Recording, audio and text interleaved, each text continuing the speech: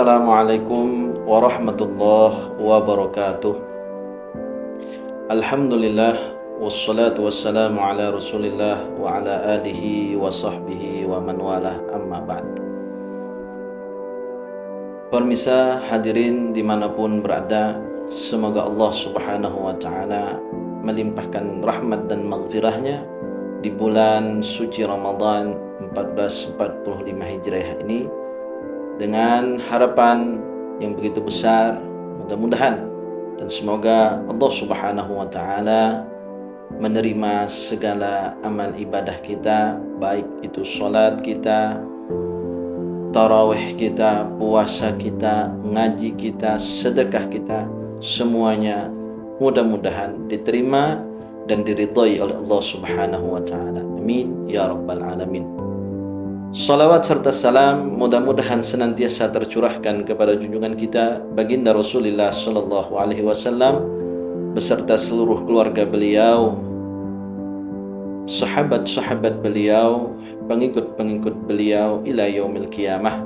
Dan mudah-mudahan dengan harapan kita semua bersama keluarga kita, pasangan hidup kita, anak-anak kita, zuriat keturunan-keturunan kita, serta orang tua kita kelak di hari kiamat dikumpulkan oleh Allah subhanahu wa ta'ala masuk ke dalam surga bersama Nabi Muhammad sallallahu alaihi wasallam. Amin Allahumma amin.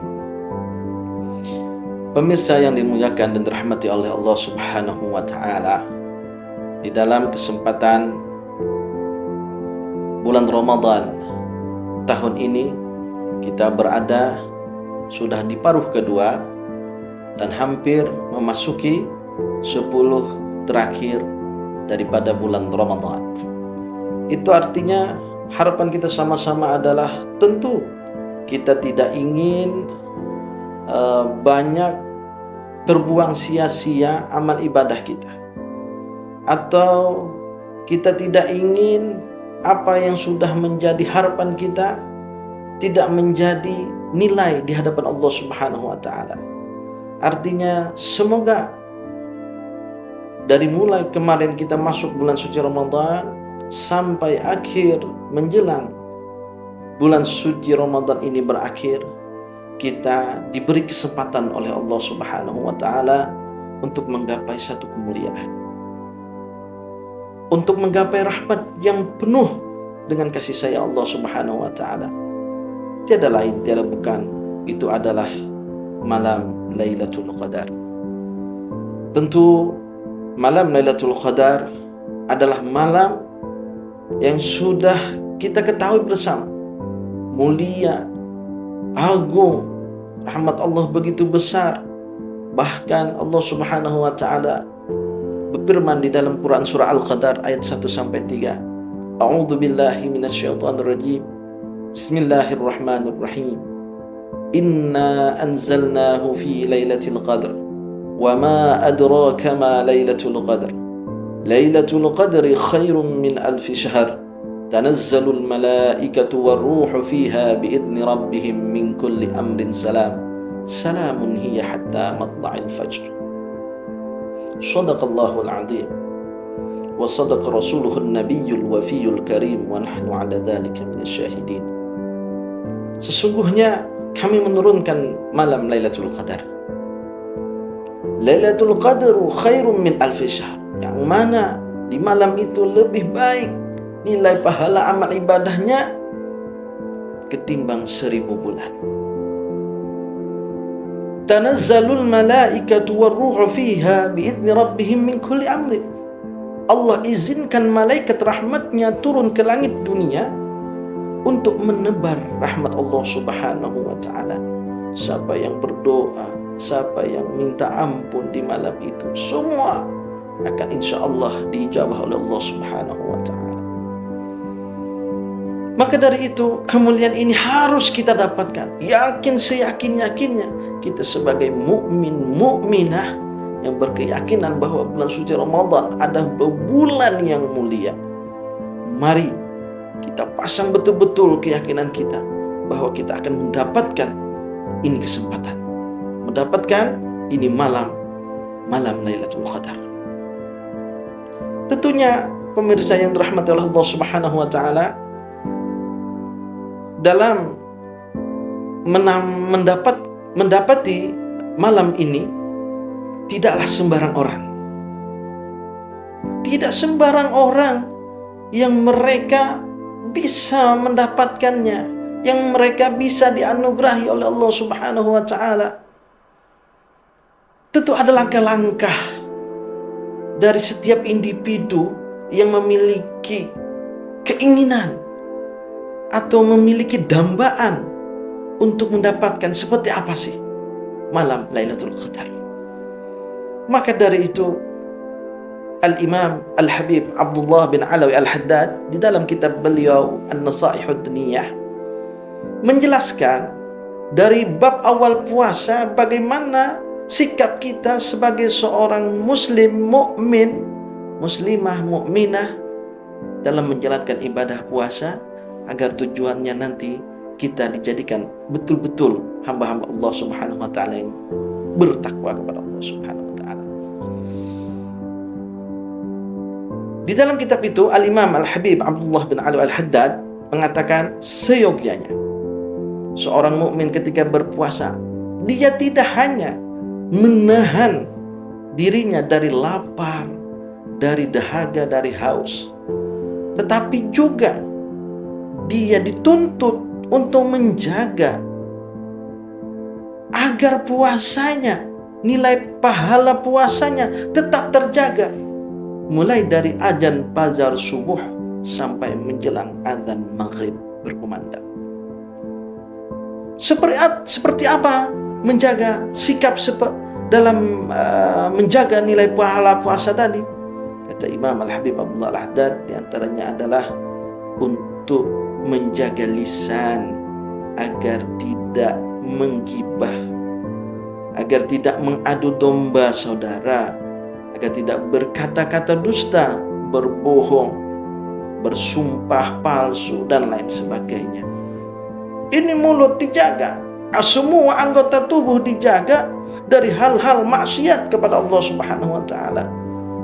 Mata dijaga dari perkara yang melihat perkara yang haram. Telinga dijaga dari mendengar perkara-perkara yang haram. Tangan dijaga, kaki dijaga, lisan dijaga, semuanya dijaga. Tujuannya apa? Agar nanti sampai sebulan penuhnya dia telah melatih karakter jiwa rohaninya yang asalnya karakternya suka menggibah, ditempa selama 30 hari lamanya, dia pun juga puasa gibah. Akhirnya lenyap dengan izin Allah. Karakter gibahnya menjadi hilang. Karakter adu dombanya menjadi hilang. Yang biasanya di luar bulan puasa suka ngegosip, suka mengisah orang, ya, bisik-bisik tetangga, ya. Begitu hebatnya telinganya dia sampai mendengar ocehan tetangga, dia ikut juga berkomentar, menggosip ke sana sini, nggak tahu sumber utama permasalahannya apa, tapi ikut-ikutan ngomong-ngomongin orang. Ini kebiasaan. Kalau sudah menjadi kebiasaan, dia secara tidak sadar akan terus berkarakter seperti itu.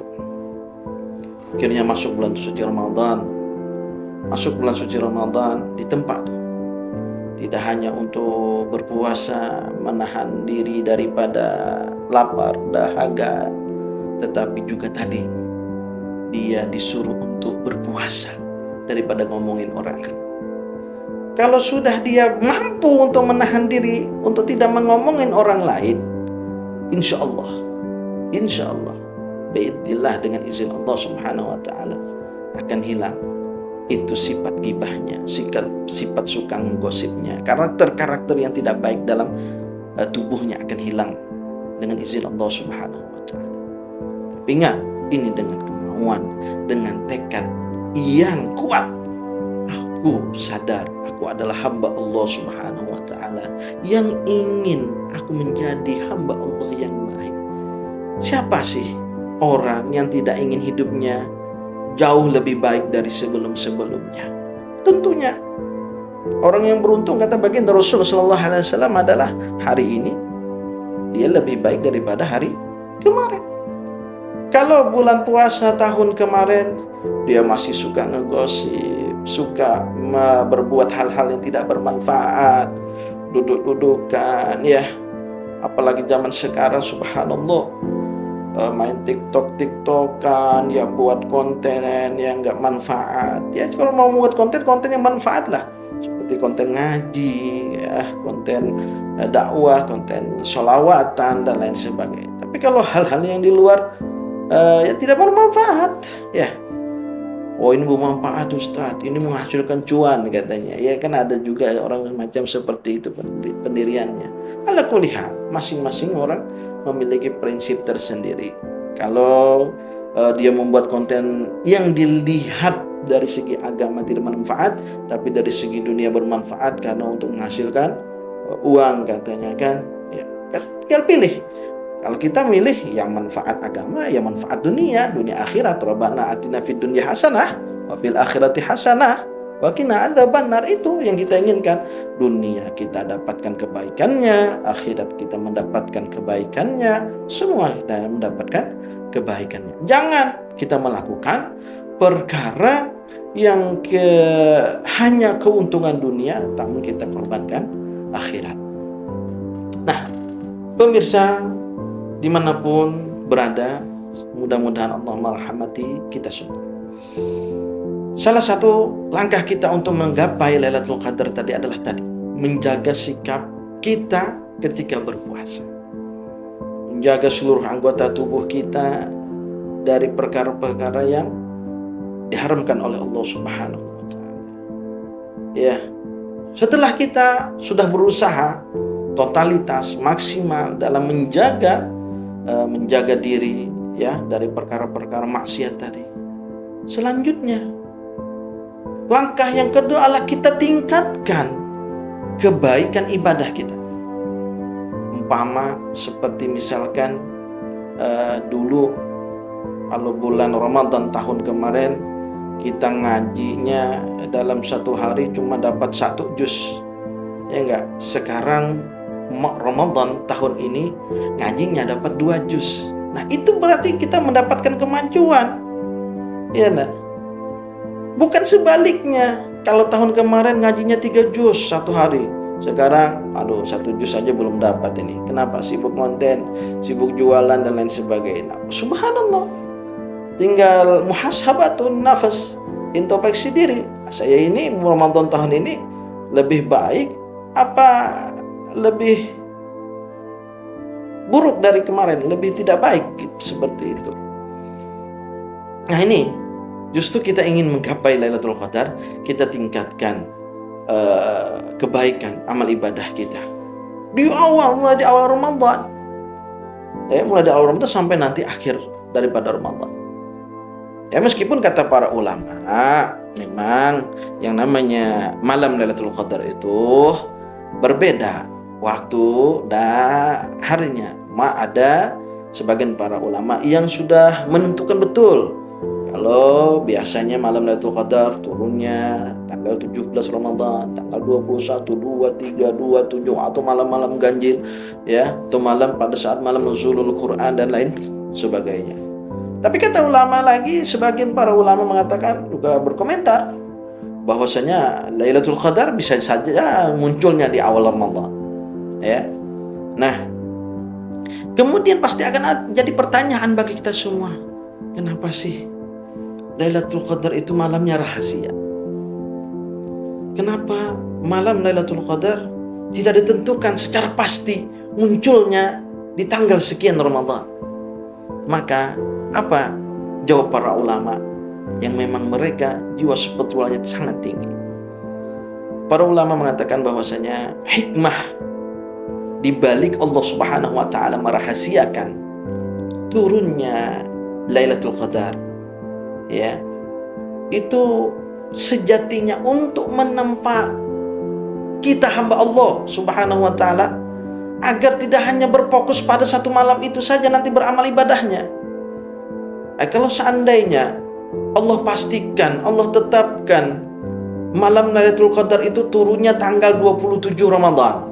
Coba kita saksikan Pak, Bu, musola, masjid pasti akan penuh tuh. Orang iktikaf, orang ngaji semua pasti penuh. Kenapa? Lailatul Qadar pasti turun. Ya enggak? Nah, sekarang nyatanya tidak begitu. Allah Subhanahu wa taala merahasiakan malam Lailatul Qadar itu agar kita hamba-hamba Allah Subhanahu wa taala dari mulai awal Ramadan sampai akhir Ramadan tetap istiqomah beribadah, tetap istiqomah dalam kebaikan-kebaikan yang kita lakukan selama bulan suci Ramadan. Harapannya tidak hanya selama Ramadan saja kita berbuat baik, setelah Ramadan pun kita tetap istiqomah dalam menjalankan kebaikan seperti ngajinya, sholat duhanya, sholat witirnya, sholat tahajudnya, ya, sholat subuh berjamaahnya. Nah, yang kita ironi melihat seperti itu. Awal Ramadan kadang tarawih di hari pertama, membludak ya, banyak nih sholat masjid, sangat banyak sekali. Coba nanti sudah dapat 1 minggu berkurang atau sampai nanti akhir Ramadan tinggal 1 sak nanti. Ironi, kebanyakan sudah seperti itu, ya. Belum lagi misalkan suatu kebiasaan orang, aku tidak bisa, saya tidak bisa meninggalkan begini. Akhirnya apa? Yang tergadaikan adalah ibadahnya selama Ramadan ini menjadi sia-sia. Tapi sebenarnya, ma'asyiral hadirin rahimakumullah, dalam menyempatkan diri kita beribadah selama dalam Ramadan ini, pastilah banyak cara pandang orang berbeda-beda. Ya enggak? Ada sebagian orang yang mereka memang tidak bisa lepas daripada pekerjaannya karena tuntutan nafkah hidup rumah tangga. Apalagi zaman sekarang, zaman di mana barang-barang serba mahal, ya, beras, gas dan lain sebagainya. Ala kulli hal, ini perkara yang mana Allah Subhanahu wa taala memberikan kesempatan kepada hamba-hamba Allah Subhanahu wa taala. Tinggal bagaimana kita menyikapinya, tinggal bagaimana kita mengambil kesempatan yang telah Allah Subhanahu wa taala berikan kepada kita. Agar kenapa? Agar nanti yang kebaikan itu kembali kepada diri kita. Ya. Seperti misalkan anggaplah dia bekerja siang malam, dari pagi kerja, balik sampai malam jam 9, jam 10. Tiap hari, masuk bulan Ramadan pun juga begitu. Pagi kerja dia sampai balik lagi malam, ya. Wallahu alam apakah dia sholat zuhur, asar, kita tidak tahu, ya. Yang penting dia kerja, tahu kasih nafkah untuk anak istrinya. Ya, jangan mengorbankan akhirat kita demi seperti itu gitu. Kita memang wajib untuk memberikan nafkah kepada keluarga kita, tapi ada waktu di mana kita meluangkan waktu sejenak untuk kita ingat kepada Allah Subhanahu wa taala, Sang Pencipta kita. Allah Subhanahu wa taala yang memberikan kita rezeki kepada kita. Allah Subhanahu wa taala yang menjaga kita saat kita bekerja. Allah Subhanahu wa taala yang memberikan kelancaran dalam usaha, dalam pekerjaan kita. Jangan lepaskan Allah Subhanahu wa taala dalam setiap kehidupan kita. Kalau kita mau untung, dunia akhirat.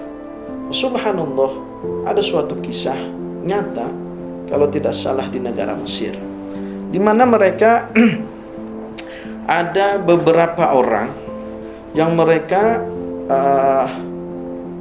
syarikat dalam suatu bisnis. Mereka mengumpulkan modal masing-masing. Ya, setelah terkumpul, mengadakan kesepakatan bersama bahwa keuntungannya 90% untuk mereka, kemudian 10%-nya ada haknya Allah Subhanahu wa taala. Dari keuntungan syarikat mereka, 10%-nya mereka berikan haknya Allah Subhanahu wa taala. Mereka berikan kepada masjid-masjid, ya, kemudian fakir miskin duafa, ya, orang-orang yang membutuhkan. Subhanallah, ini terus setiap tahunnya, berkembang, tidak pernah mengalami kerugian. Sampai sekarang bisnis mereka terkaya di dunia karena mereka melibatkan Allah Subhanahu wa taala dalam bisnisnya. Coba bayangkan kalau kita tidak melibatkan Allah Subhanahu wa taala dalam setiap kehidupan kita. Ya, kita mau usaha, kita lupa kepada Allah Subhanahu wa taala. Kita lupa kalau Allah Subhanahu wa taala Dialah yang memberi rezeki. Dialah membukakan jalan untuk usaha kita. Jadi apa guna kita bekerja siang malam kalau kita melupakan Allah Subhanahu wa taala sang pencipta kita? Wa ma khalaqatul jinna wal insa illa liya'budun. Tidaklah aku ciptakan jin dan manusia kecuali untuk beribadah kepada Allah Subhanahu wa taala. Wa ma min dabbatin fil ardi illa 'ala Allah rizquha. Tidak ada hewan melata pun yang merangkak di bumi Allah Subhanahu wa taala kecuali rizkinya dijamin oleh Allah Subhanahu wa taala. Baginda Rasulullah sallallahu alaihi wasallam menganalogikan rizki ini dalam sebuah sabda beliau. Beliau pernah mengatakan, "Lau tawakkaltum haqqa tawakkulin la razaqakumullahu kama yarzuqut tayr taghdu himasan wa ta'udu bitanan." Atau kama qala Rasul sallallahu alaihi wasallam. Kata baginda Rasul sallallahu alaihi wasallam, kalau kalian betul-betul tawakal terhadap rizki yang Allah berikan kepada kalian seperti tawakalnya burung. Burung kalau dia keluar dari sarangnya dalam keadaan lapar, dia cari makan. Setelah dia kenyang balik, wa ta'udu bitanan. Ketika dia balik ke sarangnya, burung itu dalam keadaan kenyang. Dia tidak bawa apa-apa. Dia tidak nyetok makanan di dalam sarangnya, tidak nyetok biji-bijian, tidak nyetok buah-buahan, tidak ada. Ya, ini baginda Rasulullah SAW. Kalau betul kalian tawakalnya seperti butung, pasti Allah kasih kalian itu rezeki macam seperti butung ini. Kalian gak bakalan kelaparan, pasti akan kenyang. Seperti itu. Nah, kembali lagi, ma'asyal hadirin, pemirsa yang dirahmati oleh Allah Subhanahu wa taala dimanapun berada. Langkah yang kedua tadi adalah kita untuk meningkatkan dalam menggapai Lailatul Qadar dengan meningkatkan amal ibadah kita, ya, rajin sholat, sholat sunnahnya jadi rajin, ngajinya jadi tambah gercep misalkan, ya, apalagi sedekahnya makin tambah banyak meskipun sedikit, ya, meskipun sedikit atau sekemampuan kita, bagaimana kita bisa bersedekah, ya. Kemudian yang biasanya tidak istiqomah sholat witir, ya, setelah nanti bulan suci Ramadan, kemudian sholat witir menjadi istiqomah.